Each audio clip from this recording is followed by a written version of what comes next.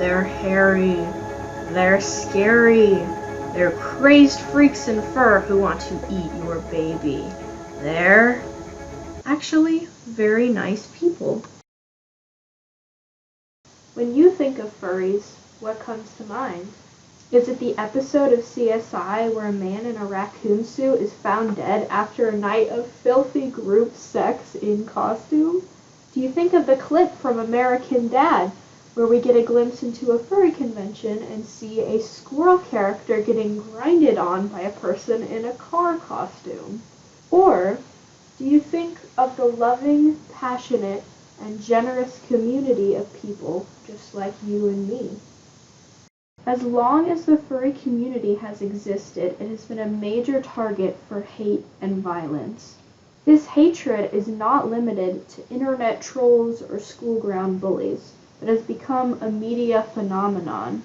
In this video essay, I'm going to be discussing the ways that the media has portrayed furries, and how it's more than just inaccurate, but harmful and demonizing, and leads to the spread of baseless hate. To begin, for those of you who don't know, a furry is defined as a person who has an interest in anthropomorphic creatures, whether that be through art, film, or even in costume. That's it. That's what a furry is.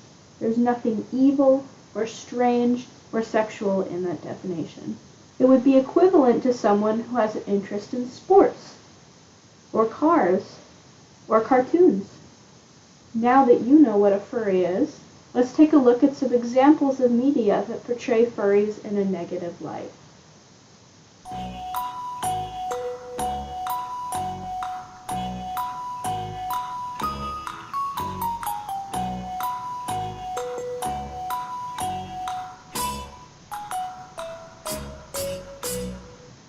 And that's just a few examples. All of these pieces of media, from shows to movies to actual news coverage, all bash on furries in one way or another. It's honestly embarrassing, knowing that most people have a preconceived negative notion of furries. It can make them scared to talk openly about their passion, fear of ridicule, or even physical harm. For example, a few Halloweens ago, I wore this suit, and a kid with a baseball bat that couldn't have been more than 13 years old followed me around and threatened to kill me and proclaimed death to furries. I wish I was making that up.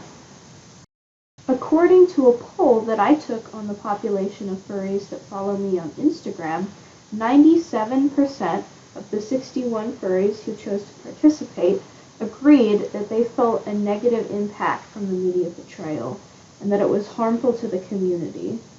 Now, let's take a look at some additional sources that agree. For Science, the organization founded by Dr. Sharon Roberts, Dr. Courtney Plant, Dr. Kathleen Gerbasi, and Dr. Stephen Rayson, otherwise known as the International Anthropomorphic Research Project, or IARP, states that, in one study, furries indicated that they felt non-furries were prejudiced against furries and that they were expected to be treated worse when people learned that they were a furry. These beliefs were even stronger in people who more strongly identified with the furry fandom. Furries felt that more of this stigma was coming from society in general than from members of similar fandoms, for example anime fans, who they may have felt would be more sympathetic due to their sharing comparable interests.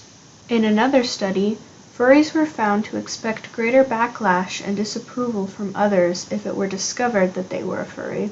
These results, when combined with other findings that furries are also the least likely to self-disclose their identity to others, suggests that furries' decision to not disclose is likely influenced by the fact that they expect negative repercussions if they did. And there may be some truth to this.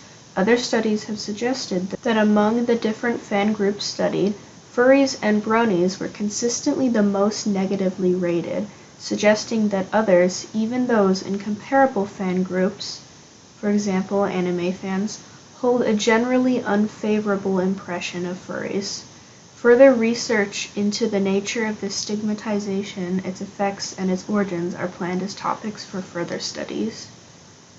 While these studies are from 2012 and 2014, I can confirm their lasting relevance and accuracy being a furry myself. I usually describe my hobby as costume making instead of fursuit making, and the conventions I go to as costume conventions rather than furry conventions.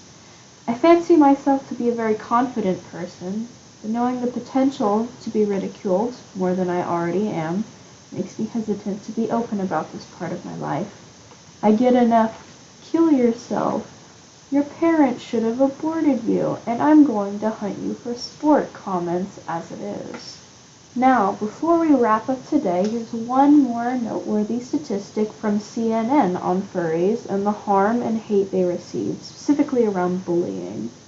CNN writer Tom Patterson says, "A lot of furries have some kind of bullying history. Researchers found they reported significantly more bullying than the average person. According to FurScience.com, 61.7% of furries reported being bullied from the ages of 11 to 18. Compare that with bullying rates among U.S. students grades 6 through 12. About 28% have reported being bullied, according to StopBullying.gov.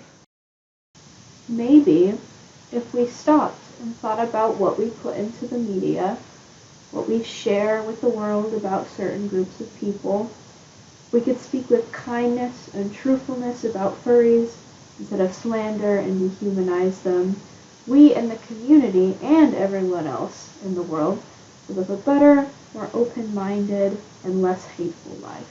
I would love to live in a world where mentioning that your favorite after-work hobby is to build animal costumes is considered just as normal as working on a car or playing an instrument. But as of now, because of the media's portrayal of furries, that is not very likely for us.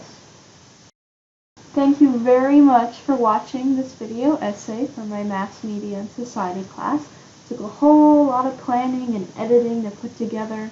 I'd like to give special thanks to Abergwine and the IARP for inspiring me to cover this topic. If you have any more questions about furries in general, I am more than happy to answer them from the perspective of someone in the community. I encourage you all to seek the truth instead of believing in everything you see in the media. Goodbye, and thank you again for watching.